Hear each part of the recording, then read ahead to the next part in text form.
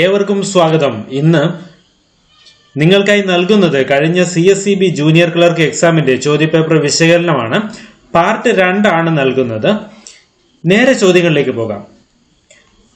ആദ്യത്തെ ചോദ്യം 86ാമത്തെ ചോദ്യമാണ്.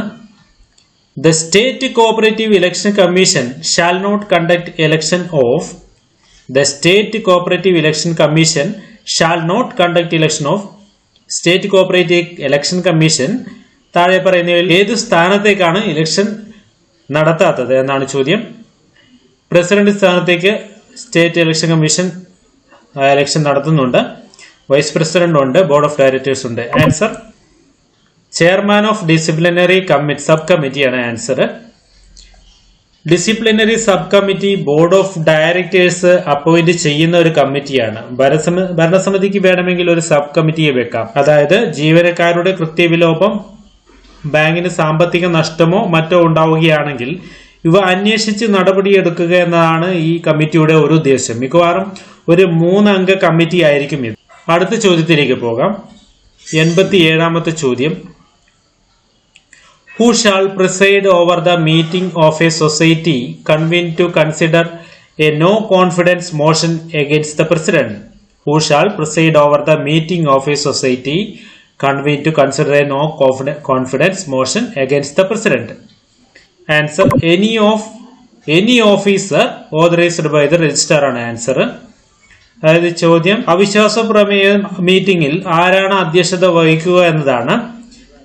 പ്രസിഡന്റ് അല്ല, വൈസ് പ്രസിഡന്റും അല്ല, എനി ഓഫ് ദ കമ്മിറ്റി മെമ്പേഴ്സും അല്ല.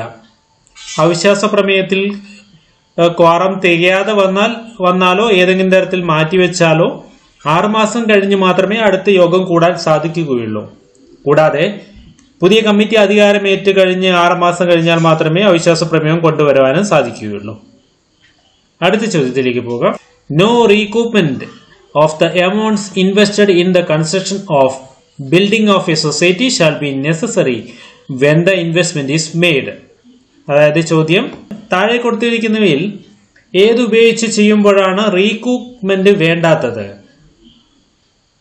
അതായത് ഒരു സൊസൈറ്റി ഏതെങ്കിലും തരത്തിലുള്ള ബിൽഡിംഗ് രൂപീകരിക്കുമ്പോൾ അതിന്റെ ചിലവ് വരും വർഷങ്ങളിൽ ഓഡിറ്റിലെ ലാഭത്തിൽ നിന്നും നിശ്ചിത വർഷം വരെ ഒരു നിശ്ചിത തുക ബിൽഡിംഗ് റീകൂപ്മെന്റ് എന്ന പേരിൽ മാറ്റിവെക്കും.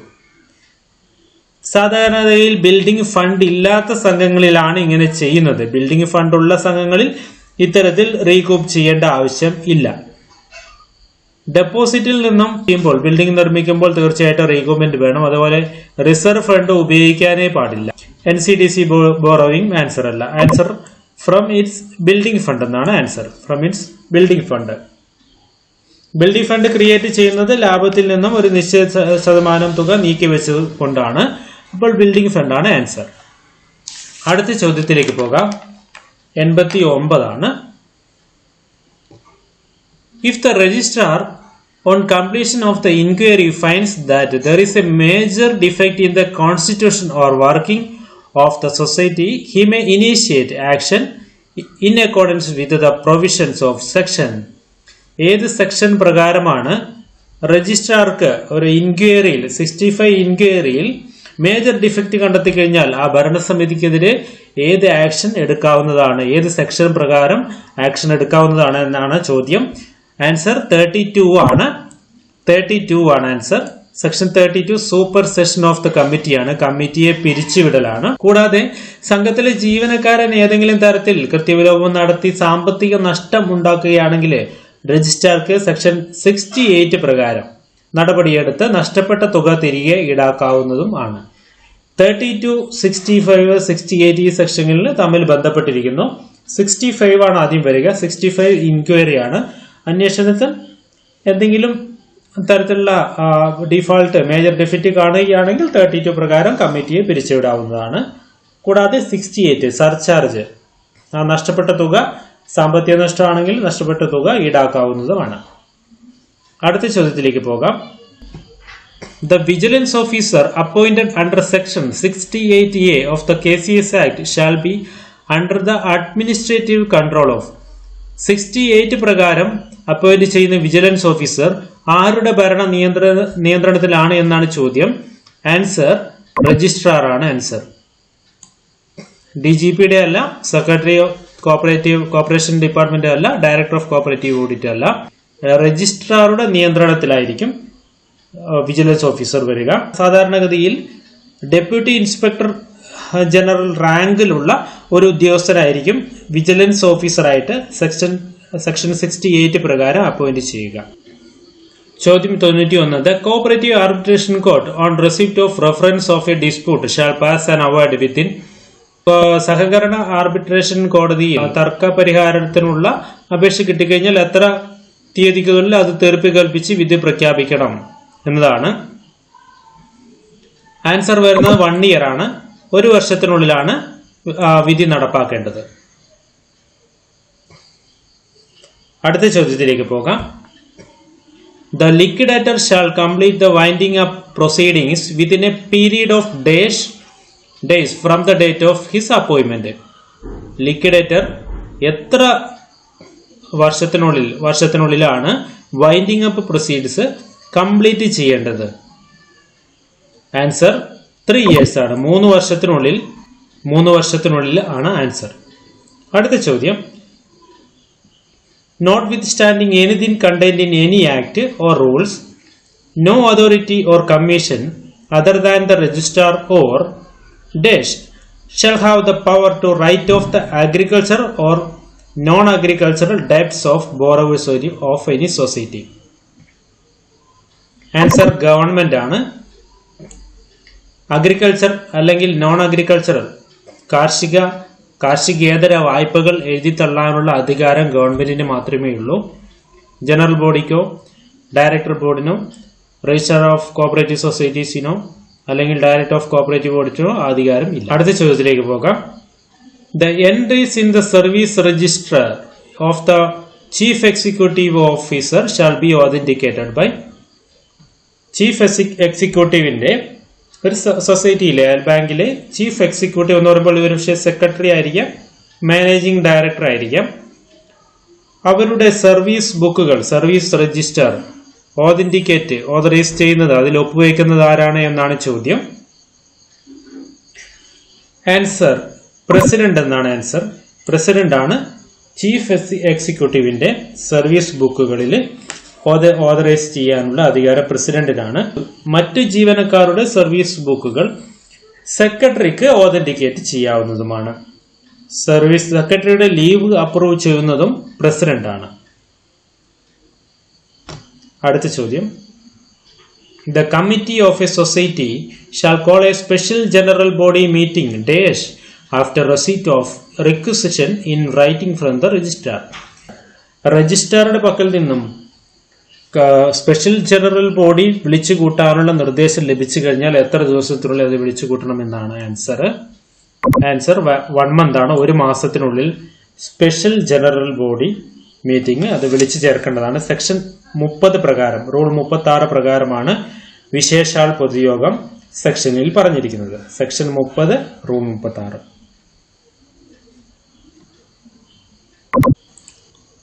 അടുത്ത ചോദ്യം.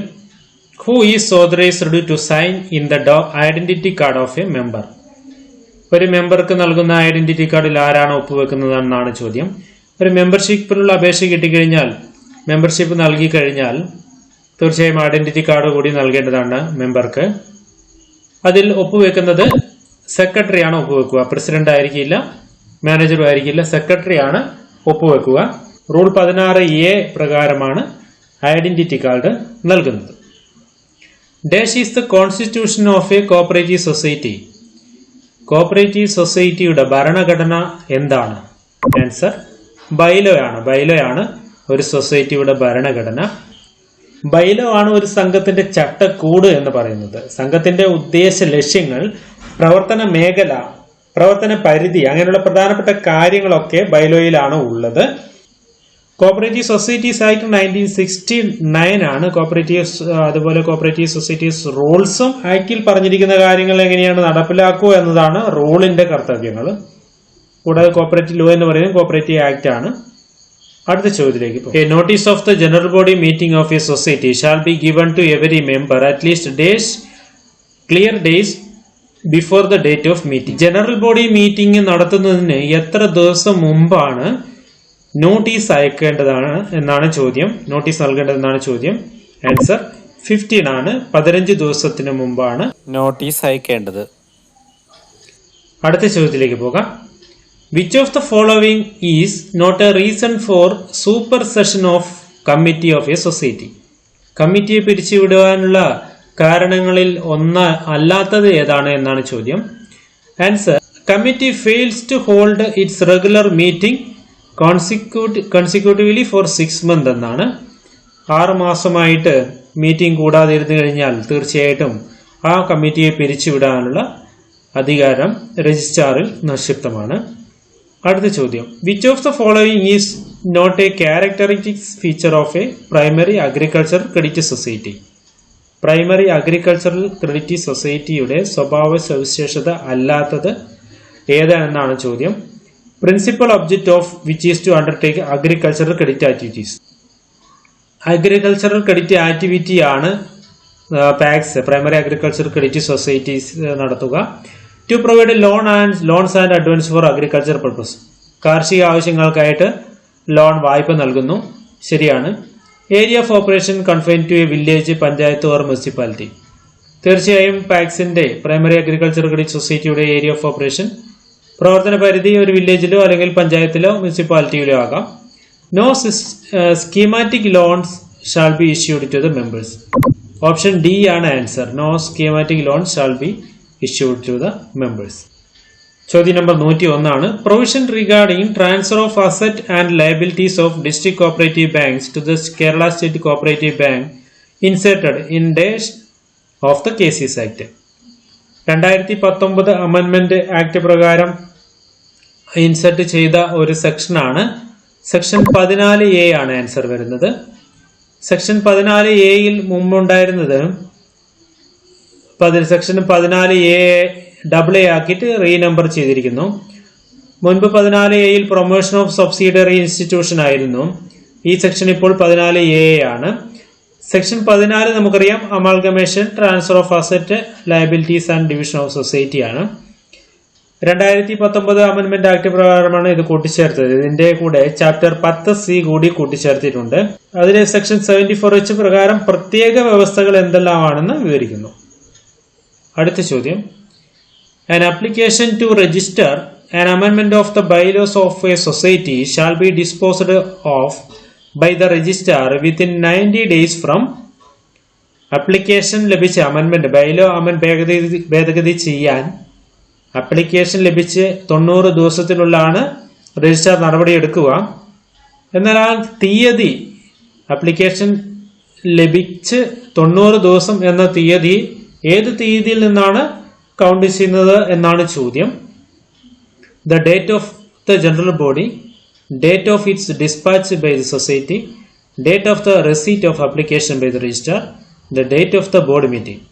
ആൻസർ രജിസ്ട്രാർക്ക് അപ്ലിക്കേഷൻ കിട്ടി 90 ദിവസത്തിനകമാണ്. ജനറൽ ബോഡി കൂടി 90 ദിവസമല്ല, ഡിസ്പാച്ച് ചെയ്ത് 90 ദിവസമല്ല, ബോർഡ് മീറ്റിംഗ് ചേർന്ന് 90 ദിവസവുമല്ല.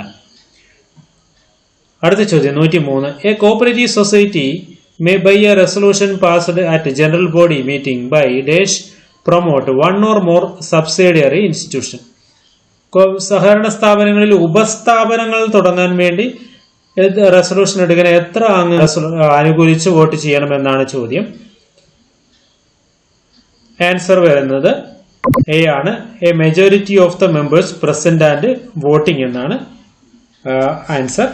A majority of the members present and voting, ഹാജരായി വോട്ട് ചെയ്ത അംഗങ്ങളുടെ ഭൂരിപക്ഷം എന്നാണ് അർത്ഥം. അടുത്ത ചോദ്യത്തിലേക്ക് പോകാം. In case of dash societies, industrial and commercial establishments and other organizations registered under any law may be admitted as members. താഴെ കൊടുത്തിരിക്കുന്ന ഏത് സൊസൈറ്റികളിലാണ് മറ്റുള്ള സൊസൈറ്റികളായ മെമ്പറായിട്ട് ചേർക്കുന്നതെന്നാണ് ചോദ്യം. ആൻസർ വരുന്നത് മിസലേനിയസ് അല്ല, മാർക്കറ്റിംഗ് അല്ല, പ്രോസസിംഗ് അല്ല, ഹോസ്പിറ്റൽ സൊസൈറ്റികളാണ് മറ്റുള്ള സൊസൈറ്റികളെ മെമ്പറായിട്ട് ചേർക്കുന്നത്. അടുത്ത ചോദ്യത്തിലേക്ക് പോകാം. 105. Section 25 provides that one that on the death of a member of a society, the society shall transfer the share or the interest of the deceased member to the person nominated. If no person has been nominated, to such persons may appear to dash to be the heir or legal representative of the deceased member. അതായത് ഒരു സൊസൈറ്റിയുടെ അംഗമായിരിക്കുന്ന ഒരു വ്യക്തി മരിച്ചു കഴിഞ്ഞു കഴിഞ്ഞാൽ അദ്ദേഹത്തിന്റെ share transfer ചെയ്യുന്നത് സാധാരണഗതിയിൽ നോമിനേറ്റ് ചെയ്ത, അതായത് അവകാശിയിലേക്ക് അദ്ദേഹത്തിന്റെ ഷെയറും മറ്റുള്ള ഡെപ്പോസിറ്റ് അതുപോലുള്ള കാര്യങ്ങളും സൊസൈറ്റി ട്രാൻസ്ഫർ ചെയ്യും. പക്ഷെ അങ്ങനെ ഒരു ആൾ നോമിനേറ്റ് ചെയ്യപ്പെട്ടിട്ടില്ല എങ്കിൽ എന്താണ് നടപടി എന്നാണ് ചോദ്യം. അദ്ദേഹം ആരുടെ മുമ്പിലാണ് ഹാജരാവേണ്ടതെന്നാണ് ചോദ്യം. ഇതിൽ താഴെ കൊടുത്തിരുന്നവയിൽ കമ്മിറ്റിയുടെ മുമ്പാകെയാണ് അദ്ദേഹം ഹാജരാവേണ്ടത്. കമ്മിറ്റിയുടെ മുമ്പാകെ ഹാജരായിട്ട് കമ്മിറ്റിക്ക് അദ്ദേഹത്തിന് ഇത് കൊടുക്കണോ വേണ്ടയോ എന്ന് തീരുമാനിക്കാവുന്നതുമാണ്. ഈ അവകാശി തർക്കം ഉണ്ടാവുകയാണെങ്കിൽ തീർച്ചയായും അത് കോടതിയിൽ എത്തിക്കഴിഞ്ഞാൽ കോടതി നിർദ്ദേശിക്കുന്ന രീതിയിലായിരിക്കും സംഘം ചെയ്യേണ്ടത്. അടുത്ത ചോദ്യം, which of the following is not a purpose of the annual general body meeting? താഴെ പറയുന്നവയിൽ ആനുവൽ ജനറൽ ബോഡി മീറ്റിംഗിന്റെ പർപ്പസ്, ഉദ്ദേശം അല്ലാത്തത് ഏതാണെന്നാണ്. അപ്രൂവൽ ഓഫ് ബഡ്ജറ്റ് അവതരിപ്പിക്കുന്ന അടുത്ത കൊല്ലത്തേക്കുള്ള ബഡ്ജറ്റ് തീർച്ചയായും ആനുവൽ ജനറൽ ബോഡി മീറ്റിംഗിന്റെ ഒരു അജണ്ട തന്നെയാണ്. അതുപോലെ അമെൻമെന്റ് ഓഫ് ബൈലോ ഭേദഗതി ആനുവൽ ജനറൽ ബോഡി മീറ്റിംഗിലാണ് ചെയ്യുക. Expulsion of member annual general body മീറ്റിംഗിൽ ചെയ്യുന്ന ഒരു കാര്യമല്ല. Consideration of the audit report annual general body മീറ്റിംഗിന്റെ വാർഷിക പൊതുയോഗത്തിന്റെ മുമ്പാകെ സമർപ്പിക്കേണ്ടതാണ്. സ്പെഷ്യൽ ജനറൽ ബോഡി മീറ്റിംഗ് ചേർന്നാണ് ഒരു മെമ്പറെ എക്സ്പെൽ ചെയ്യേണ്ടത്. അടുത്ത ചോദ്യം, as per rule 64B, which of the following shall not be published in the notice board of the society? സൊസൈറ്റിയുടെ നോട്ടീസ് ബോർഡിൽ പബ്ലിഷ് ചെയ്യേണ്ടാത്തത് ഏതാണ് എന്നാണ് ചോദ്യം. കോപ്പി ഓഫ് ഓഡിറ്റ് സർട്ടിഫിക്കറ്റ്, തീർച്ചയായും അത് പബ്ലിഷ് ചെയ്യാവുന്നതാണ്. Profit and loss account publish ചെയ്യാവുന്നതാണ്. ബാലൻസ് ഷീറ്റ് പബ്ലിഷ് ചെയ്യാവുന്നതാണ്. കോപ്പി ഓഫ് ഓഡിറ്റ് നോട്ട് സൊസൈറ്റിക്ക് പബ്ലിഷ് ചെയ്യാൻ സാധിക്കുകയില്ല, കാരണം അത് സൊസൈറ്റിക്ക് ലഭിക്കുകയില്ല. ഓഡിറ്റ് നോട്ട് ഓഡിറ്ററുടെ പക്കലാണ് ഉണ്ടാവുക. ഓഡിറ്റ് നോട്ട് സംഘത്തിൽ പോലും ലഭിക്കാത്തതാണ്. ഓഡിറ്റർ പ്രിപ്പയർ ചെയ്യുന്നതാണ്, അതിൽ നിന്നാണ് ഓഡിറ്റ് സർട്ടിഫിക്കറ്റ് സംഘത്തിന് നൽകുന്നത്. അപ്പോൾ ഓഡിറ്റർ നോട്ട് സംഘത്തിൽ ലഭിക്കാത്ത ഒരു സംഗതിയാണ്. The cooperative member relief fund committee consist of 3 members. Which of the following is not a member of the committee? അംഗ സമാശ്വാസ നിധി എന്നാണ് മെമ്പർ റിലീഫ് ഫണ്ട് കമ്മിറ്റി ഉണ്ട്. കമ്മിറ്റിയിൽ 3 മെമ്പറാണ്. താഴെ പറയുന്നവരിൽ ആരാണ് ഈ കമ്മിറ്റിയിൽ മെമ്പർ അല്ലാതെ എന്നാണ് ചോദ്യം. കോപ്പറേറ്റീവ് മിനിസ്റ്റർ തീർച്ചയായും ഒരു മെമ്പർ ആയിരിക്കും. Secretary to government corporation department തീർച്ചയായും ഒരു മെമ്പറാണ്. ഡയറക്ടർ ഓഫ് കോപ്പറേറ്റീവ് ഓഡിറ്റ് ഓഡിറ്റുമായിട്ട് ബന്ധപ്പെട്ട ഒരു വ്യക്തിയാണ്. രജിസ്ട്രാർ ഓഫ് കോപ്പറേറ്റീവ് സൊസൈറ്റി തീർച്ചയായും ആ കമ്മിറ്റിയിൽ അംഗമാണ്. മെമ്പർ റിലീഫ് ഫണ്ടിലേക്ക് സൊസൈറ്റിയുടെ ഒരു സംഘത്തിന്റെ ലാഭത്തിൽ നിന്നും ലാഭ വിഭജന സമയത്ത് സെക്ഷൻ 56 പ്രകാരം ഡിസ്പോസൽ ഓഫ് നെറ്റ് പ്രോഫിറ്റ് പ്രകാരം ലാഭ വിഭജന സമയത്ത് 10% തുക മെമ്പർ റിലീഫ് ഫണ്ടിലേക്ക് മാറ്റിവെക്കുന്നു.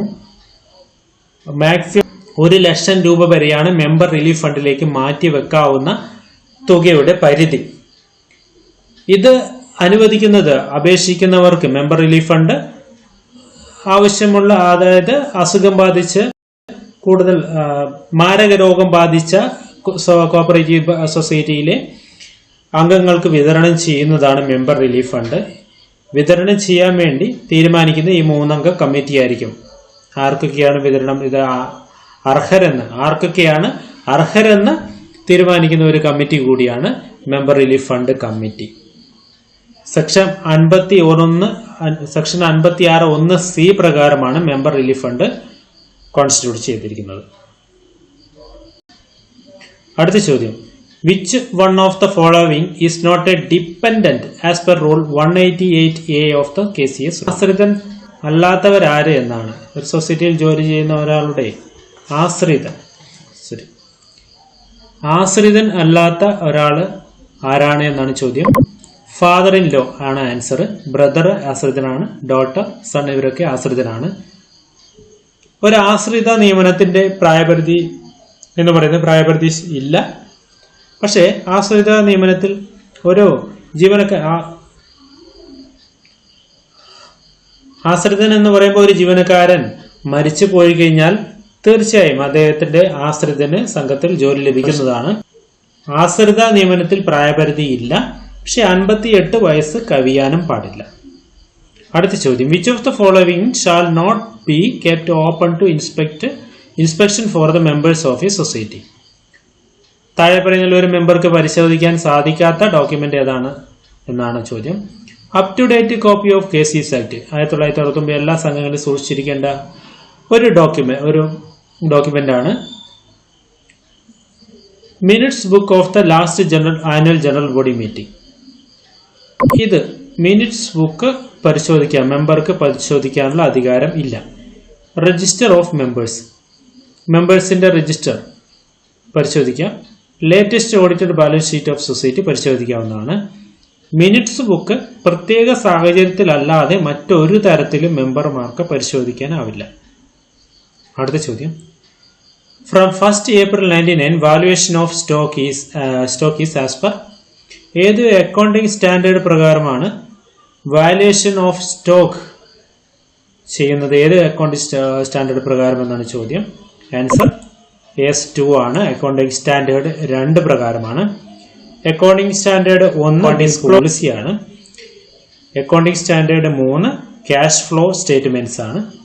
Accounting standard 4 contingencies and events occurring after balance sheet date ആണ്. കൂടാതെ അക്കൗണ്ടിംഗ് സ്റ്റാൻഡേർഡ് 6 ചോദിച്ചിരിക്കുന്ന ഒരു ചോദ്യമായിരുന്നു, ഡിപ്രീസിയേഷൻ ആയിരുന്നു. ഇപ്പോൾ അത് വിഡ്രോ ചെയ്തിട്ടുണ്ടോ? ഡിപ്രീസിയേഷൻ മാറ്റേഴ്സ് അക്കൗണ്ടിംഗ് സ്റ്റാൻഡേർഡ് 10 ഉൾക്കൊള്ളിച്ചിട്ടുണ്ട്. അക്കൗണ്ടിംഗ് സ്റ്റാൻഡേർഡ് 10 പറയുന്നത് പ്രോപ്പർട്ടി, പ്ലാന്റ് ആൻഡ് ഇക്വിപ്മെന്റ്. ഇതാണ് അക്കൗണ്ടിംഗ് സ്റ്റാൻഡേർഡ് 10. അടുത്ത ചോദ്യം. If wages paid is wrongly recorded in salary account, it is an example of dash error. Wages കൊടുത്ത് സാലറി അക്കൗണ്ടിലാണ് ചേർത്തിരിക്കുന്നത്. ഇത് പ്രിൻസിപ്പൽ എറർ ആണ്. എറർ ഓഫ് പ്രിൻസിപ്പിൾ ആണ് ഇത്. അപ്പോൾ ഇന്നത്തെ വീഡിയോ എല്ലാവർക്കും ഇഷ്ടപ്പെട്ടിട്ടുണ്ടെങ്കിൽ തീർച്ചയായും നിങ്ങൾ ലൈക്ക് ചെയ്യുക. നിങ്ങളുടെ അഭിപ്രായങ്ങൾ കമന്റായി രേഖപ്പെടുത്തുക. എല്ലാവർക്കും നന്ദി.